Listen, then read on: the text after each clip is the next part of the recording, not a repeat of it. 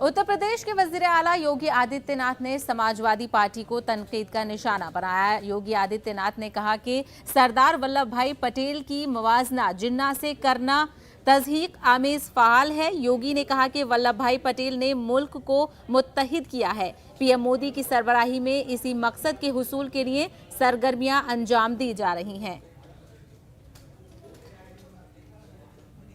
2017 के बाद पिछले 4.5 वर्ष के अंदर हमारी सरकार ने प्रदेश के अंदर 43 लाख गरीबों को ग्रामीण और शहरी क्षेत्र में एक आवास उपलब्ध करवाया है। वहां निःशुल्क विद्युत के कनेक्शन दिए हैं, रसोई गैस के निःशुल्क कनेक्शन उपलब्ध करवाए हैं। शासन की हर सुविधा से प्रदेश के अंदर हर नागरिक को जोड़ने का प्रयास हो रहा है। ये काम 2017 के पहले भी प्रदेश में किए जा सकते थे, लेकिन पहले की सरकारें जनता के प्रति संवेदनशील नहीं थी। उनको तो समाज को बांटने से ही फुर्सत नहीं था और उनकी विभाजन की प्रवृत्ति अभी भी नहीं गई है। कल मैं समाजवादी पार्टी के राष्ट्रीय अध्यक्ष का वक्तव्य सुन रहा था। वह देश तोड़क जिन्ना से इस राष्ट्र को जोड़ने वाले सरदार वल्लभ भाई पटेल की तुलना कर रहे थे।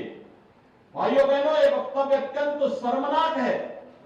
सरदार वल्लभ भाई पटेल भारत की एकता और अखंडता के आधार हैं, उसके शिल्पी हैं और वर्तमान में प्रधानमंत्री मोदी जी के नेतृत्व में एक भारत श्रेष्ठ भारत की परिकल्पना को साकार करने का कार्य किया जा रहा है। लेकिन आजाद भारत को एक भारत के रूप में रखने, अखंड भारत के रूप में वर्तमान भारत को रखने का श्रेय अगर किसी को जाता है तो वह सरदार वल्लभ भाई पटेल को जाता है, जो पूरा देश लौह पुरुष के रूप में मानता है।